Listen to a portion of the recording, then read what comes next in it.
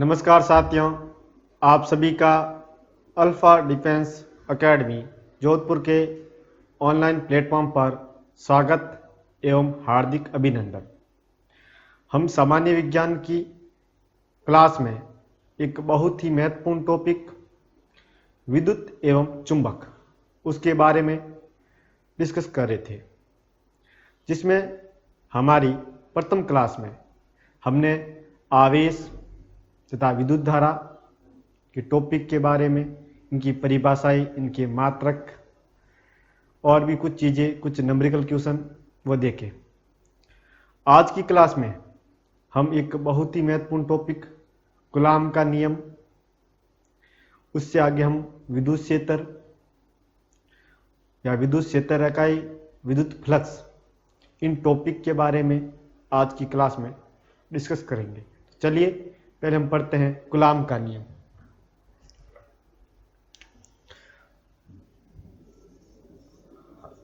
Coulomb का नियम, law of coulomb. Coulomb का नियम क्या कहता है कि यदि दो बिंदुवत एवं स्थिर आवेश एक दूसरे से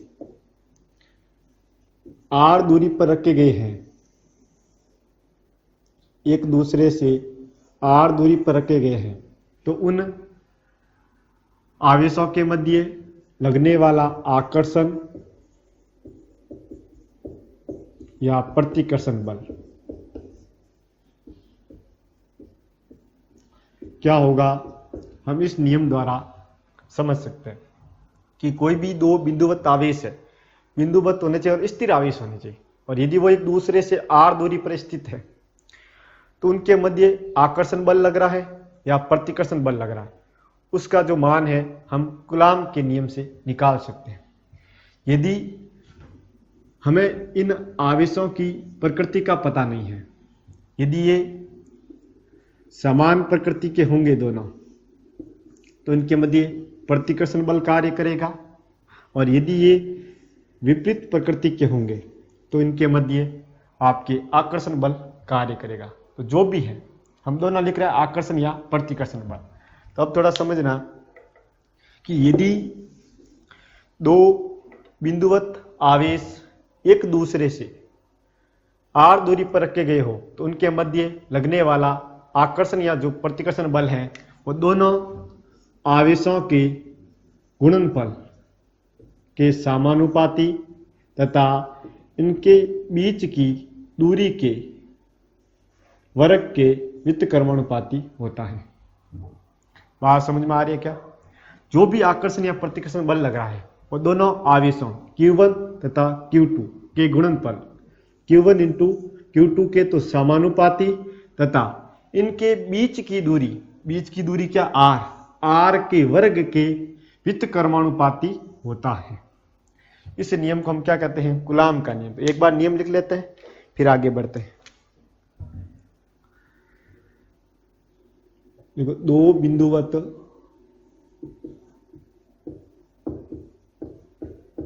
एवं स्थिर आवेशों के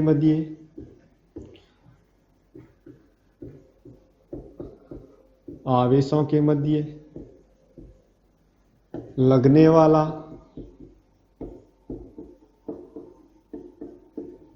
आकर्षण एवं प्रतिकर्षण बल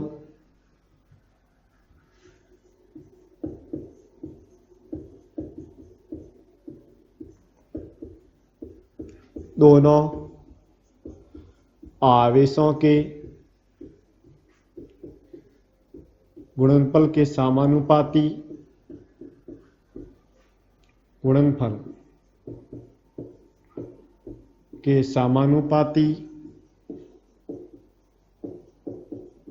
तथा उनके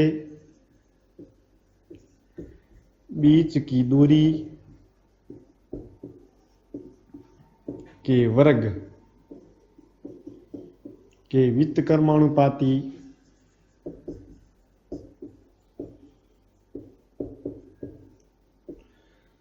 व्युत्क्रमानुपाती होता है, ये नियम कहता है। तथा ये जो बल लग रहा है, इस बल की जो दिशा होगी, इस बल की जो दिशा होगी वो इन जो Q1 तथा Q2 के बीच की जो क्रिया रेखा है, उस क्रिया रेखा के अनुदिश होगी। तो इसमें हम यहाँ पे लिखेंगे व्युत्क्रमानुपाती होता है तथा ये जो बल लग रहा है, आकर्षण या प्रतिकर्षण, इस बल की दिशा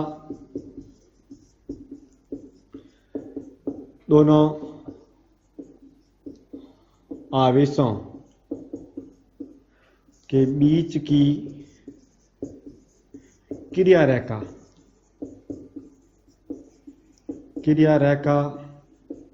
के अनुदिश होगी,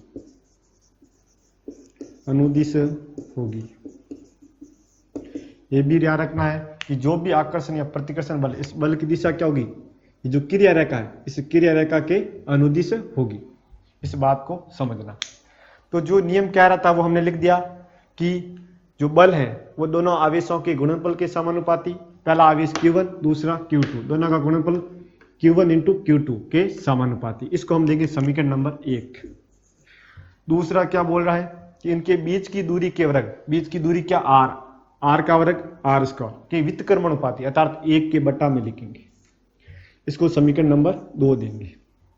अब यदि हम दोनों समीकरणों को एक साथ लिखे अर्थात समीकरण 1 व 2 से, समीकरण 1 व 2 से, तो क्या आएगा F समानुपाती Q1 into Q2 upon r square, दोनों को साथ लिख दिया। और हम सबको पता है कि जब भी समानुपाती चिन्ह हटता है तो कोई ना कोई नियतांक या स्थिरांक आता है। यहाँ पर क्या आएगा, यहाँ पर जो नियतांक या स्थिरांक आएगा वो होगा K, F बराबर K Q1 Q2 upon r square. और ये हमारा बल का फॉर्मूला आ गया जो इन दोनों आवेशों के मध्य लग रहा था। क्या फॉर्मूला है, F बराबर K Q1 into Q2 upon r square. और यहाँ पर हम लिखेंगे जहाँ K क्या है, जहाँ K एक नियतांक है, K एक नियतांक है जिसका मान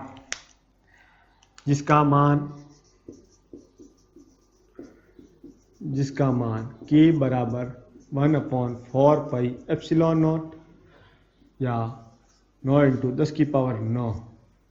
अब इसके आगे K का हमें मात्रक भी लिखना है, लेकिन मात्रक को हमें रटना नहीं, उसको समझना है। इस फॉर्मूले से हम K का मात्रक बना सकते हैं। इस फॉर्मूले से अगर हम K का फॉर्मूला जनरेट कर ले तो हम इसका मात्रक पता कर सकते हो। चलिए यहाँ पर देखो थोड़ा, इस K का इससे फॉर्मूला बनाने के लिए मेरे को K को अकेला करना, तो K के साथ जो भी चीजें हैं उनको हटाना पड़ेगा। तो K के बट्टा में कौन है, r स्क्वायर, इसके बट्टा में तो इसके गुणा में तो F इंटू r स्क्वायर।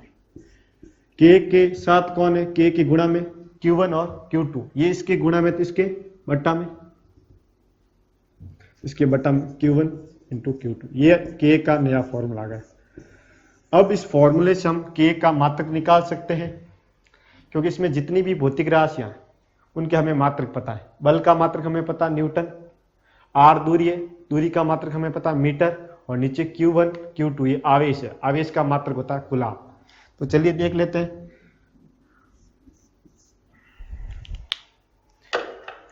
बल का मात्रक न्यूटन, दूरी का मात्रक मीटर, लेकिन यहाँ r स्क्वायर आ रहा तो मीटर स्क्वायर बनेगा, अपॉन Q1 आवेश है, आवेश का मात्रक कूलाम, तो Q1 का भी कूलाम, Q2 का भी कूलाम, कूलाम और कूलाम, कूलाम स्क्वायर। तो ये K का मात्रक पता चल गया। तो वहां पर लिख देंगे newton into metre square upon coulomb square. ये इसका क्या गया, मात्रक आ गया K का। तो अब आपको पता चल गया होगा कि इस फॉर्मूले में K एक नियतांक है जिसका मान 1/4 पाई एप्सिलॉन नॉट बराबर 9 इंटू 10 की power 9 newton into metre square प्रति कूलाम स्क्वायर होता है। अब यहाँ पर K के फॉर्मूले में जो ये एप्सिलॉन नॉट आ रहा है, ये क्या है, इस एप्सिलॉन नॉट को हम बोलते हैं निर्वात की विद्युतशीलता। निर्वात की विद्युतशीलता, और इस निर्वात की विद्युतशीलता का जो मात्रक मान है वो कितना है 8.85 इंटू 10 की पावर -12। और इसका जो मात्रक है निर्वात की विद्युतशीलता का वो मात्रक k का उल्टा होगा कि नहीं होगा। इस फॉर्मूले से देखो भाई कि k बराबर 1/4 पाई एप्सिलॉन नॉट, ये और ये एक दूसरे के उल्टा है कि नहीं। इस कारण जो k का मात्रक था उसका उल्टा किसका होगा निर्वात की विद्युतशीलता का। हम लिखेंगे इसका उल्टा coulomb square upon newton into metre square. ये बात किस किस के समझ में आ गई कि जो दोनों बिंदुवत आवेशों के मध्य जो बल लग रहा है उसका फॉर्मूला आपके Q1 into Q2 upon are square होगा, और K एक नियतांक है जिसका मान 1/4 पाई एप्सिलॉन नॉट अर्थात 9 इंटू 10 की power 9 newton into metre square प्रति केजी स्क्वायर। एप्सिलॉन नॉट क्या है निर्वात की विद्युतशीलता है जिसका मान 8.85 इंटू 10 की power -12 coulomb square upon newton into metre square होगा। ये बात आपके समझ में आ गई। अब थोड़ा आगे बढ़ते हैं कि सर आपने एक शब्द लिखा विद्युतशीलता। ये जो विद्युतशीलता है इसका मात्रक तो आपके न्यूटन इंटू मीटर आपके coulomb square upon newton into metre square होगा। लेकिन एक शब्द एग्जाम में पूछा जाता है आपेक्षिक विद्युतशीलता या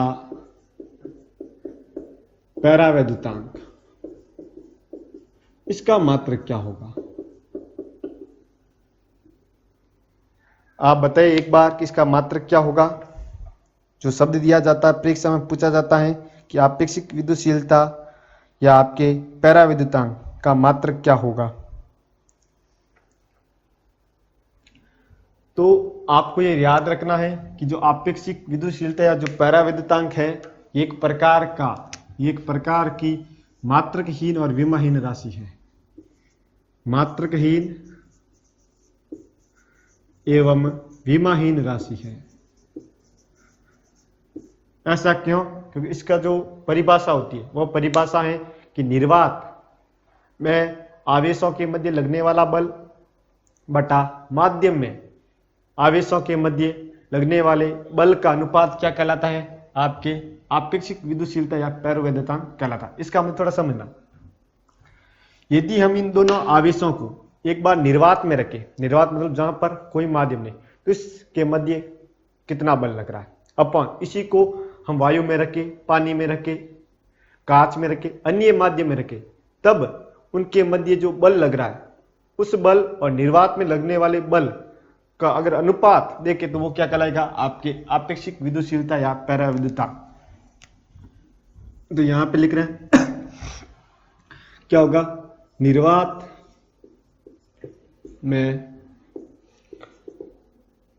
आवेशों के मध्य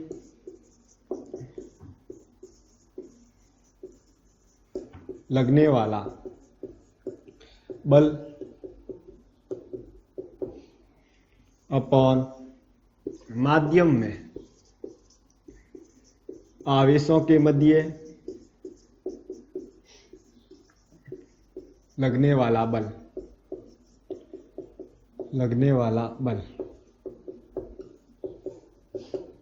इसका ये फॉर्मूला होगा आपेक्षिक विद्युतशीलता या पैरावैद्युतांक। हम देख रहे हैं कि ऊपर भी बल आ रहा है और नीचे भी क्या आ रहा है बल। तो ये जो दोनों बल है इनका जो भी मात्रक होगा, न्यूटन हो, डाइन हो, पाउंडल हो, वो एक दूसरे से कट जाएगा और परिणाम स्वरूप जो आपके आपेक्षिक विद्युतशीलता या पैरावैद्युतांक वो कैसी राशि होगी, मात्रकहीन और विमाहीन राशि। एग्जाम में पूछ ले कि पैरावैद्युतांक, निर्वात का पैरावैद्युतांक कितना होगा, तो निर्वात का पैरावैद्युतांक कितना होता है, 1। निर्वात का पैरावैद्युतांक कितना होगा, 1 होगा। इस बात को थोड़ा समझ लेना। तो ये हमने कूलाम का नियम पढ़ा जिसकी सहायता से हम दो बिंदुवत एवं स्थिर आवेशों के मध्य लगने वाला जो विद्युत बल है, चाहे वो आकर्षण हो या प्रतिकर्षण, उसका परिकलन कर सकते हैं। कूलाम के नियम में खास बात क्या है कि जो आवेश है वो बिंदुवत एवं स्थिर होने चाहिए। आवेश मोस्ट इंपोर्टेंट बात, आवेश रुके हुए होने चाहिए, स्थिर होने चाहिए। यदि आवेश गतिशील है तो उनके मध्य जो बल लग रहा है उसकी गणना हम कूलाम के नियम से नहीं कर सकते हैं, क्योंकि गतिशील आवेशों के मध्य विद्युत बल के साथ साथ चुंबकीय बल भी कार्य करेगा। हम विद्युत बल की गणना तो कर लेंगे लेकिन उस चुंबकीय बल की गणना हम नहीं कर सकते। इस बात को थोड़ा समझना। तो हमेशा ये जो आवेश है वो कैसे होने चाहिए, स्थिर होने चाहिए, इस बात को थोड़ा ध्यान रखना। तो ये हमने कूलाम का नियम पढ़ा।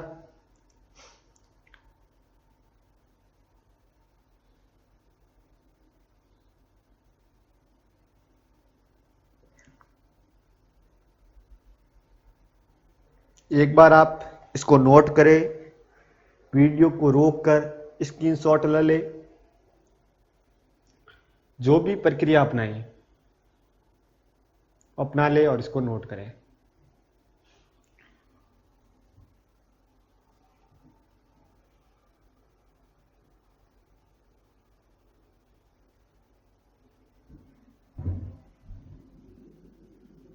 ये नहीं लिखना है, ऐसे ही लिखना, इस बल की दिशा दोनों आवेशों के बीच की क्रिया रेखा के अनुदिश होगी।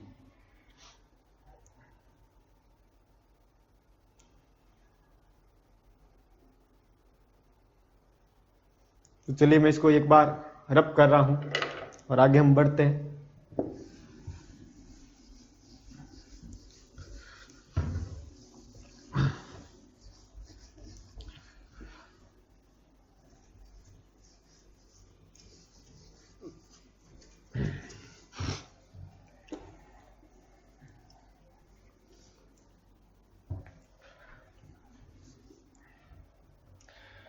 कूलाम का नियम पढ़ा, इसके बाद हम एक पढ़ेंगे शब्द विद्युत क्षेत्र।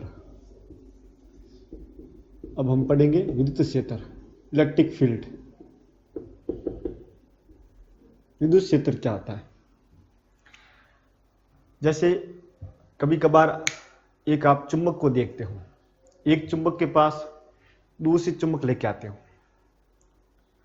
यहां आपने उस चुंबक को यहां तक लेके आए तो वो ये वाली चुंबक इस चुंबक को आकर्षित नहीं करी, जैसे इस क्षेत्र में आया ये इसको आकर्षित करने लगे। इसका मतलब इस चुंबक का यहां तक एक क्षेत्र है जहां तक इसका प्रभाव उस चुंबक पर पड़ रहा है। किसी चुंबक के चारों ओर का वह क्षेत्र जहां तक उसके प्रभाव को महसूस किया जा सके उसे हम कहते हैं चुंबकीय क्षेत्र। इसी प्रकार किसी आवेश के चारों ओर का वह क्षेत्र जहां तक उसके आकर्षण तथा प्रतिकर्षण को महसूस किया जा सके। जैसे थोड़ा समझना, इस आवेश के कारण ये पूरा विद्युत क्षेत्र है। इस आवेश के कारण इसके चारों ओर का एक विद्युत क्षेत्र है। कोई अन्य आवेश जैसे प्लस क्यू आवेश है, ये आवेश इस विद्युत क्षेत्र के बाहर है, तब तक इस आवेश के कारण इस पर कोई बल नहीं लगेगा। लेकिन जैसे ही इसके आवेश के अंदर आएगा, ये प्लस आवेश है, ये भी प्लस, इसको ये क्या करने लगेगा, प्रतिकर्षण करने लगेगा। अगर यहां पर हम माइनस क्यू आवेश लेते तो ये इसको क्या करने लगता, आकर्षण करने लगता। इसका मतलब हम कहेंगे कि किसी आवेश के चारों ओर का वह क्षेत्र जहां तक उसके आकर्षण तथा प्रतिकर्षण बल को महसूस किया जा सके उसको हम क्या कहते हैं, विद्युत क्षेत्र कहते हैं। तो विद्युत क्षेत्र समझ में आया क्या? किसी आवेश के चारों ओर का वह क्षेत्र जहां तक उसके आकर्षण तथा प्रतिकर्षण बल को महसूस किया जा सके। एक बार लिख लेते हैं,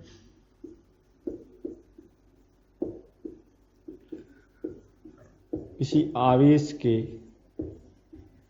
चारों ओर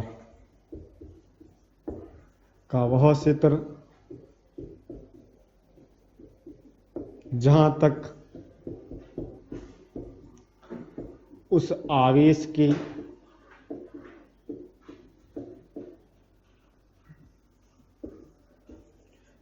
आकर्षण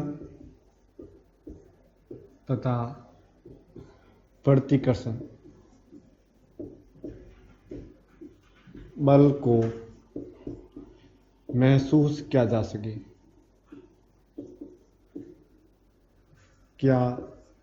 सके, उसे हम क्या कहेंगे, विद्युत क्षेत्र कहेंगे।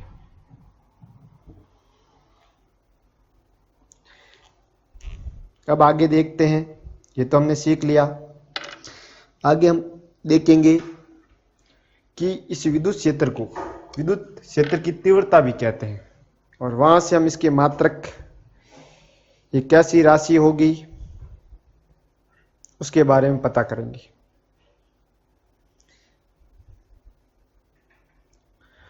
तो अभी हम पढ़ेंगे विद्युत क्षेत्र की तीव्रता।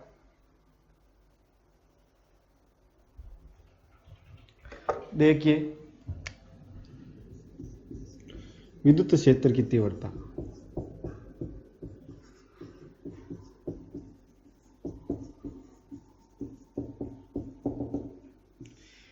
इस आवेश के कारण जो विद्युत क्षेत्र है उसमें हम क्या कर रहे हैं, कोई इकाई धनावेश, इकाई बोलो या एकांक बोलो,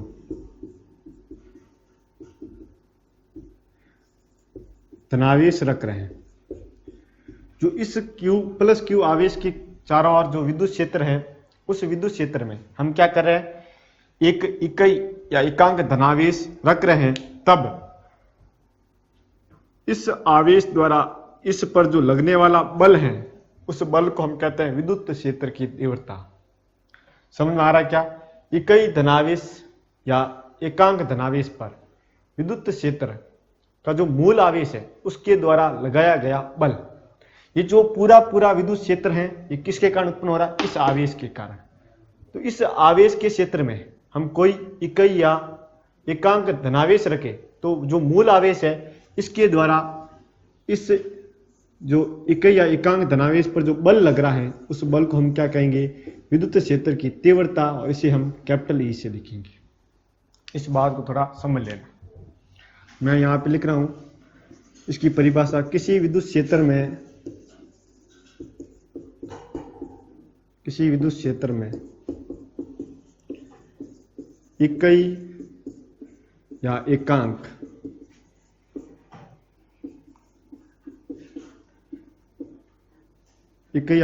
धनावेश पर लगने वाला बल क्या कहलाता है? विद्युत क्षेत्र की तीव्रता कहलाता है, और हम इसे E से प्रदर्शित करते हैं। इसका जो फॉर्मूला बनेगा वो क्या बनेगा? हम सबको पता है कि विज्ञान की भाषा में जहां पर इकाई या एकांक शब्द दिखाई दे, उसका मतलब वो बट्टा में जाएगा, और एकांक या इकाई शब्द किसके आगे दिख रहा है? आवेश के आगे।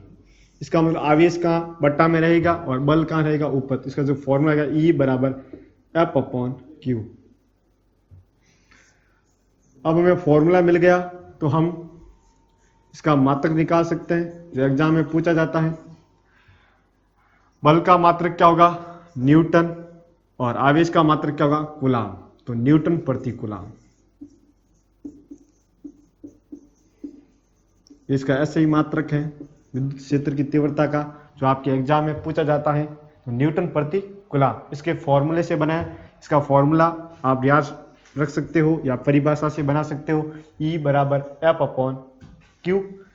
F बल है, बल का मात्रक न्यूटन, Q आवेश है, आवेश का मात्रक कूलाम, तो न्यूटन प्रति कूलाम। जो विद्युत क्षेत्र की तीव्रता है, ये एक प्रकार की आपकी सदिश राशि होगी। एग्जाम में बार बार पूछा जाता है कि विद्युत क्षेत्र की तीव्रता या विद्युत क्षेत्र कैसी राशि है?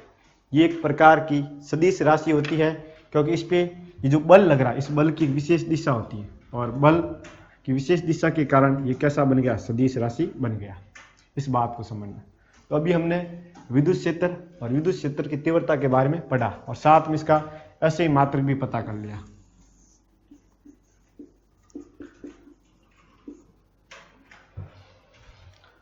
अब हम आगे पढ़ेंगे विद्युत क्षेत्र की तीव्रता क्या होता है।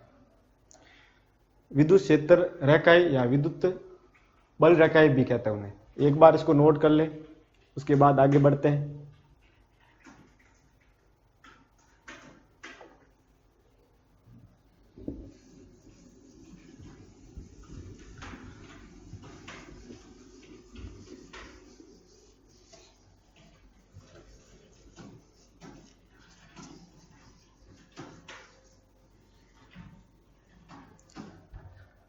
बहुत ही महत्वपूर्ण टॉपिक है विद्युत क्षेत्र रेखाएं या विद्युत बल रेखाएं।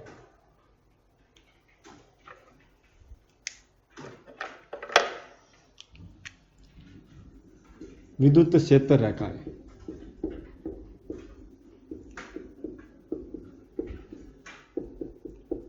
कई बुकों में ये नाम मिलता है और कहीं पर विद्युत बल रेखाएं।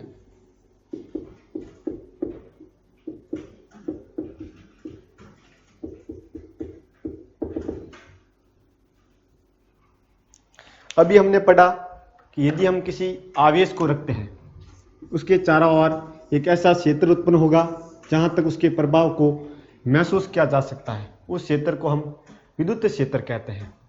तो किसी आवेश के चारों ओर उत्पन्न विद्युत क्षेत्र को प्रदर्शित करने के लिए कुछ काल्पनिक रेखाएं खींची जाती हैं जिन्हें हम विद्युत क्षेत्र रेखाएं या विद्युत बल रेखाएं कहते हैं। कोई भी आवेश रखा उसके चारों ओर कितना विद्युत क्षेत्र है उसको प्रदर्शित करने के लिए हम कुछ काल्पनिक रेखाओं का समूह खींचते हैं जिन्हें हम क्या कहते हैं, विद्युत क्षेत्र रेखाएं या विद्युत बल रेखाएं कहते हैं।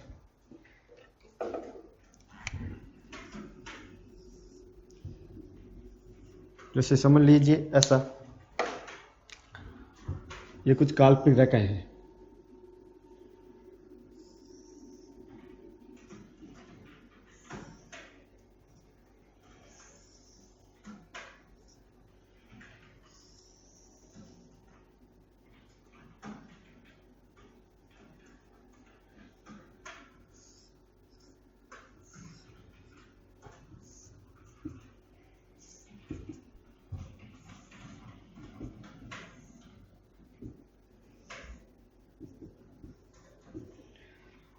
तो इसकी परिभाषा आपको समझ में आ जानी चाहिए कि किसी विद्युत क्षेत्र, ऐसे लिख दो, आवेश के कारण उत्पन्न विद्युत क्षेत्र को प्रदर्शित करने के लिए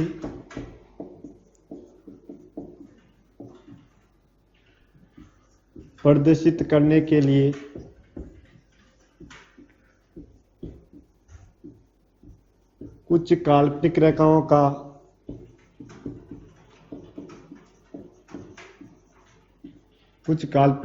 का समूह खींचा जाता है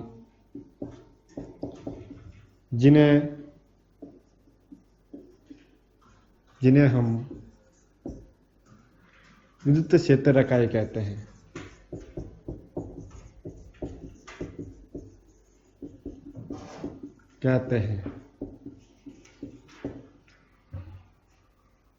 अब इनकी हम विशेषता पढ़ेंगे कि विद्युत क्षेत्र रेखाएं, इनकी विशेषता क्या होती है, और वही एग्जाम में पूछी जाती है, विशेषताएं। पहली विशेषता कि ये हमेशा धनावेश से निकलती है, और ऋणावेश में प्रवेश करती है। विद्युत क्षेत्र रेखाएं हमेशा धनावेश से निकलती है और ऋणावेश में प्रवेश करती है। पहली विशेषता क्या हो गई, यह हमेशा धनावेश से निकलती है एवं ऋणावेश में प्रवेश करती है।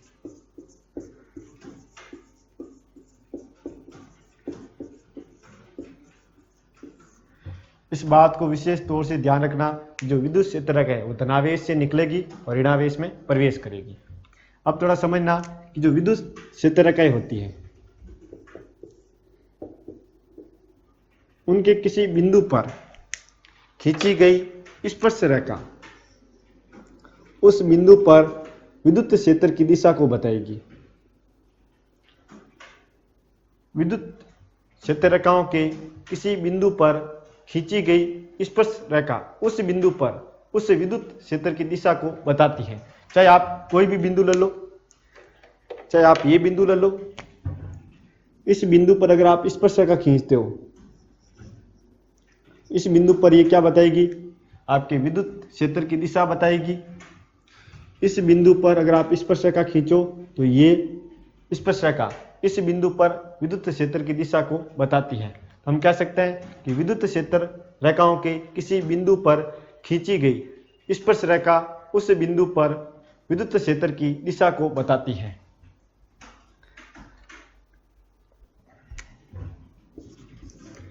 दूसरा पॉइंट, विद्युत क्षेत्र रेखाओं के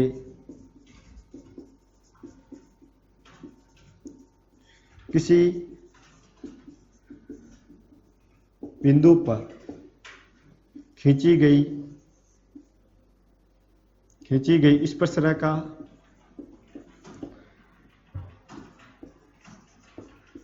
उस बिंदु पर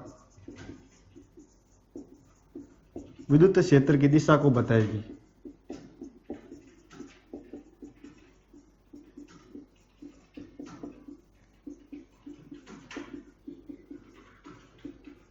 ये दूसरी विशेषता पता चल गई कि कोई भी विद्युत क्षेत्र रेखा ले, उस पर अगर हम कोई बिंदु पर स्पर्शरेखा खींचे तो वह स्पर्शरेखा उस बिंदु पर विद्युत क्षेत्र की दिशा को बताएगी।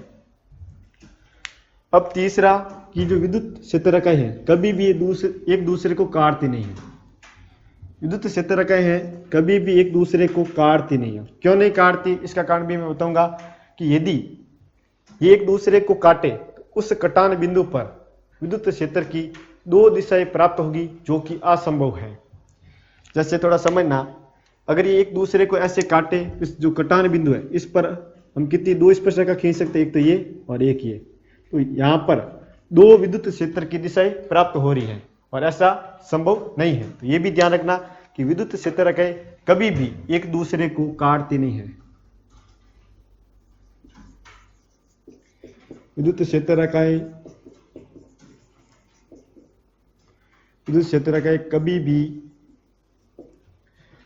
कभी भी एक दूसरे को काटती नहीं है।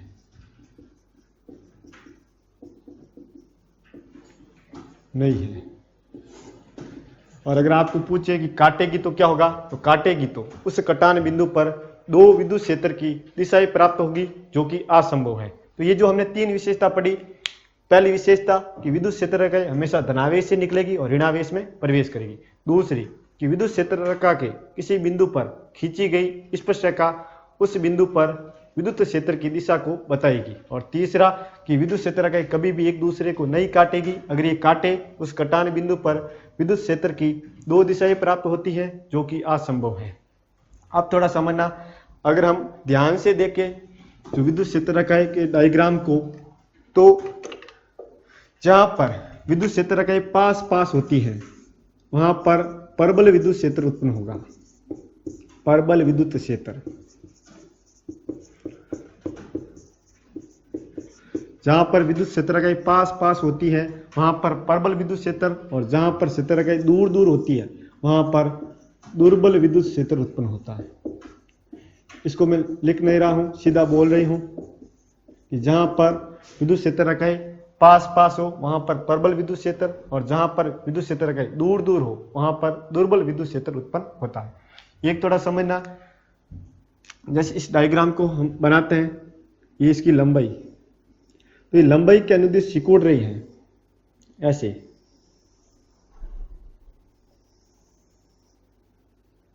और लंबाई के लंबवत फैल रही है। तो विद्युत क्षेत्र रेखाएं लंबाई के अनुदिश सिकुड़ती है, लंबाई के अनुदिश ऐसे, और लंबाई के लंबवत यहां पर फैल रही है। तो ये इसकी एक विशेषता याद रखना कि विद्युत क्षेत्र रेखाएं लंबाई के अनुदिश सिकुड़ती है और लंबाई के लंबवत फैलती है।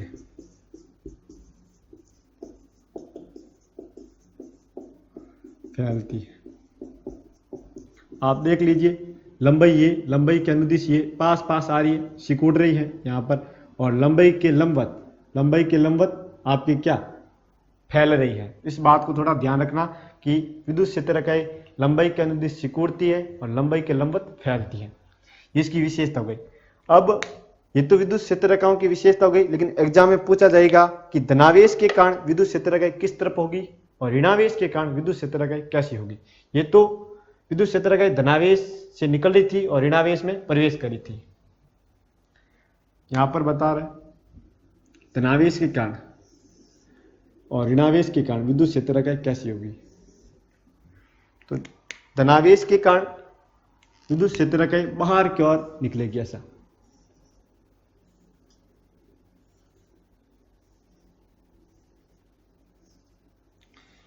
धनावेश के कारण विद्युत क्षेत्र रेखाएं बाहर की ओर निकलती है ऐसे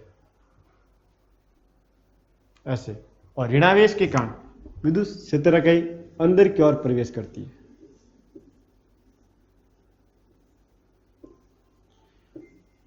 ऐसा। तो ये बात थोड़ा समझना, ये भी इसका एक गुणधर्म है कि धनावेश के कारण विद्युत क्षेत्र रेखाएं बाहर की ओर निकलेगी और ऋणावेश के कारण विद्युत क्षेत्र रेखाएं अंदर की ओर आएगी। तो ये हमने कुछ विद्युत क्षेत्र रेखाओं के या विद्युत बल रेखाओं के गुणधर्म पढ़े। पहले हमने इसके बारे में पढ़ा कि विद्युत क्षेत्र रेखाएं क्या होती हैं, कि विद्युत क्षेत्र जो किसी आवेश के कारण उत्पन्न हुआ उसको प्रदर्शित करने के लिए कुछ काल्पनिक रेखाओं का समूह खींचा जाता है, जिन्हें हम विद्युत क्षेत्र रेखाएं या बल रेखाएं कहते हैं। फिर हमने इसकी विशेषता पढ़ी। पहली विशेषता, विद्युत क्षेत्र रेखाएं हमेशा धनावेश से निकलेगी और ऋणावेश में प्रवेश करेगी। दूसरी विशेषता कि विद्युत क्षेत्र रेखाओं के किसी बिंदु पर खींची गई काल्पनिक रेखा उस बिंदु पर विद्युत क्षेत्र की दिशा को बताएगी। तीसरी विशेषता, विद्युत क्षेत्र रेखाएं कभी भी एक दूसरे को काटती नहीं है। यदि एक दूसरे को काटे उस कटाने बिंदु पर विद्युत क्षेत्र की दो दिशाएं प्राप्त होती हैं, जो कि असंभव है। तीसरा हमने पढ़ा कि जहां पर विद्युत क्षेत्र रेखाएं पास पास होगी वहां पर विद्युत आपके क्षेत्र प्रबल होगा और जहां पर दूर दूर होगी वहां पर दुर्बल विद्युत क्षेत्र प्राप्त होगा। पांचवा हमने इसका गुणधर्म पढ़ा कि विद्युत क्षेत्र रेखाएं लंबाई के अनुदिश सिकुड़ती हैं और लंबाई के लंबवत फैलती हैं। और ये हमने छठा गुणधर्म पढ़ा कि धनावेश के कारण विद्युत क्षेत्र रेखाएं बाहर की ओर होगी और ऋणावेश के कारण विद्युत क्षेत्र रेखाएं अंदर की ओर होगी। एक बार इसको नोट कर लीजिए।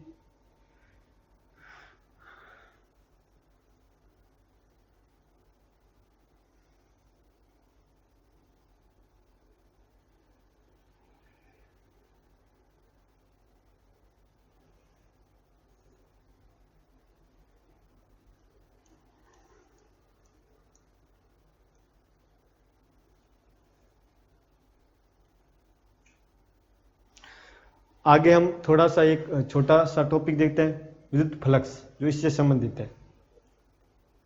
वो भी आपके एग्जाम में पूछा जाता है, विद्युत फ्लक्स। तो एक बार इसको रब कर रहे हैं।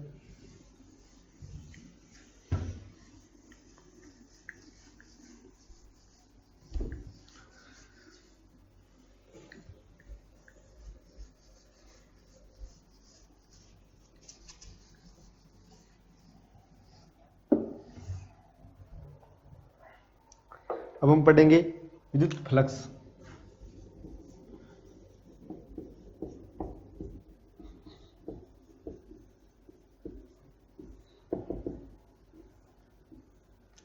विद्युत फ्लक्स क्या होता है थोड़ा समझना। अभी हमने कुछ समय पहले पढ़ा किसी आवेश के चारों ओर का वह क्षेत्र जहां तक उसके प्रभाव को, उसके आकर्षण या प्रतिकर्षण बल को महसूस किया जा सके, उसे हम क्या कहते हैं, विद्युत क्षेत्र। फिर हमने पढ़ा कि इस विद्युत क्षेत्र को प्रदर्शित करने के लिए कुछ काल्पनिक रेखाओं का समूह खींचा जाता है, जिन्हें हम विद्युत क्षेत्र रेखाएं कहते हैं, जो आपके धनावेश से निकलती है और ऋणावेश में प्रवेश करती है। तो अगर हम विद्युत फ्लक्स की बात करें तो इसको समझने के लिए जो पहले वाली चीजें हैं वो समझ में आनी चाहिए, तभी ये चीज समझ में आ जाएगी। तो एक बार देखते हैं कि विद्युत फ्लक्स क्या होता है।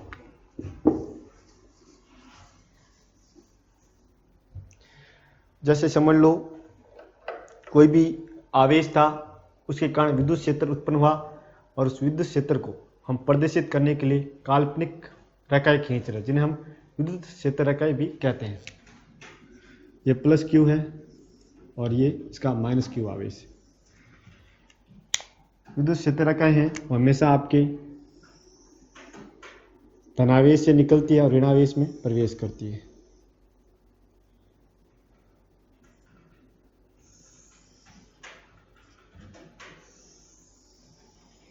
ऐसे।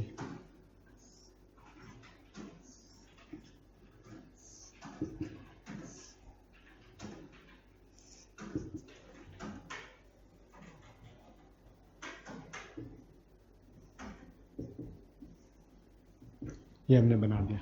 यदि हम इस विद्युत क्षेत्र रेखाओं पर एक ऐसा पृष्ठ रख दे, इस विद्युत क्षेत्र में एक कोई पृष्ठ रख दे, तो इस पृष्ठ से गुजरने वाली विद्युत क्षेत्र रेखाओं की संख्या को हम क्या कहेंगे?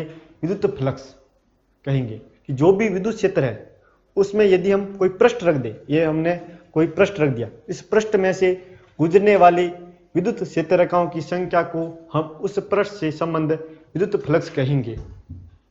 जैसे हमने यहाँ पर एक पृष्ठ रख दिया ऐसा, इस पृष्ठ में से कितनी विद्युत क्षेत्र रेखाएं गुजरी हैं उनकी संख्या को हम क्या कहेंगे? विद्युत फ्लक्स कहते हैं। इसकी परिभाषा क्या आएगी? किसी विद्युत क्षेत्र में रखे पृष्ठ में से गुजरने वाली विद्युत क्षेत्र रेखाओं की संख्या विद्युत क्षेत्र रेखाओं की संख्या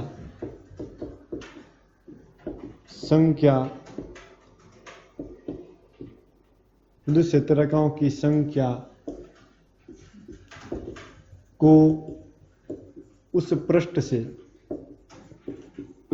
से संबंध चुंबकीय उस पृष्ठ से संबंध विद्युत फ्लक्स कहेंगे।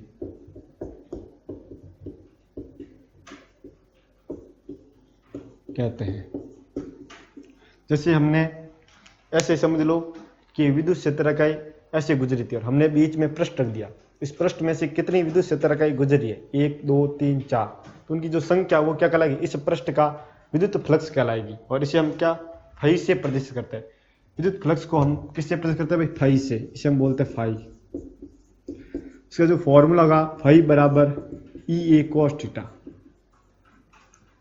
ई क्या है? विद्युत क्षेत्र है, विद्युत क्षेत्र की तीव्रता,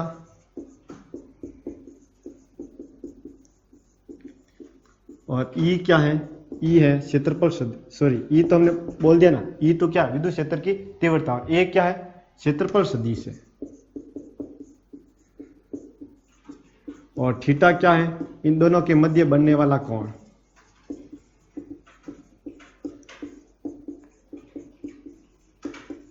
क्षेत्रफल सदिश को थोड़ा समझना। जो भी हमने पृष्ठ रखा है, जैसे ये ऐसा, ये विद्युत क्षेत्र रेखा गुजरी है, यहाँ पर हमने इसके रास्ते में एक पृष्ठ रख दिया। इस पृष्ठ से गुजरने वाली विद्युत क्षेत्र रेखाओं की संख्या को हम क्या कहेंगे? विद्युत फ्लक्स कहते हैं। ये तो विद्युत क्षेत्र की दिशा हो गई। और क्षेत्रफल सदिश क्या होगा? इस पृष्ठ के लंबवत सदिश, इस पृष्ठ के लंबवत सदिश, इस पृष्ठ के जो लंबवत सदिश होगा वो क्या कहलाएगा? क्षेत्रफल सदिश। तो मेरे को एक बात बताओ, ये विद्युत क्षेत्र की दिशा और ये क्षेत्रफल सदिश, इसके मध्य कितना कोण बना? इसके मध्य कितना बना भाई? 0 डिग्री कोण बना। आगे की बात है, लेकिन अभी आपको ऐसा समझना है कि क्षेत्रफल सदिश क्या होता है? उस पृष्ठ के, जो हमने पृष्ठ लिया उसके लंबवत सदिश को हम क्या कहेंगे? क्षेत्रफल सदिश कहेंगे। इसका हम मात्रक देके, इसका भी हमने मात्रक पढ़ा न्यूटन इंटू कूलम्ब, और क्षेत्रफल सदिश का मीटर स्क्वायर। तो newton upon coulomb into metre square इसका मात्रक होता है। और इसका मात्रक और भी होता है वेबर। चुंबकीय फ्लक्स मापने का जो ऐसे ही मात्रक क्या होगा? वेबर। लेकिन कभी कभार वेबर ऑप्शन में नहीं मिले तो आपका जो उत्तर होना, जो ऑप्शन मिलेगा वो क्या मिल सकता है? Newton upon coulomb into metre square. साथ में ये भी ध्यान रख सकते हो कि जो आपके विद्युत फ्लक्स है एक प्रकार की अदिश राशि है।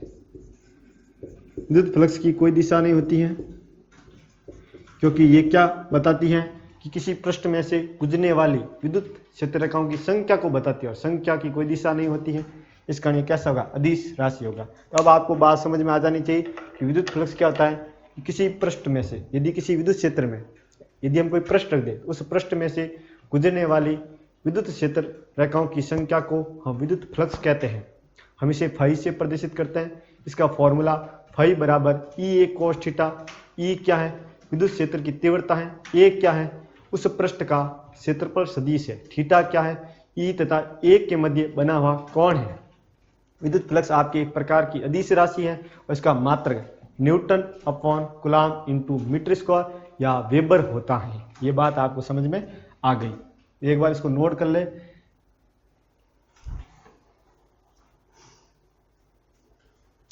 इसके साथ ही आज की क्लास में हम इतना ही पढ़ेंगे। आज के लिए धन्यवाद। और अगर आपको जनरल साइंस की या जो अल्फा डिफेंस एकेडमी जो भी क्लासें डिफेंस के क्षेत्र में विभिन्न प्रतियोगी परीक्षाओं में आयोजित करवा रही है, अगर आपको क्लासें पसंद आ रही हैं तो अल्फा डिफेंस एकेडमी के यूट्यूब चैनल को सब्सक्राइब करें। इनकी जो वीडियो हैं उनको लाइक एंड शेयर करें ताकि इसका जो लाभ है अधिक से अधिक विद्यार्थी तक पहुंच सके। जय हिंद, जय भारत।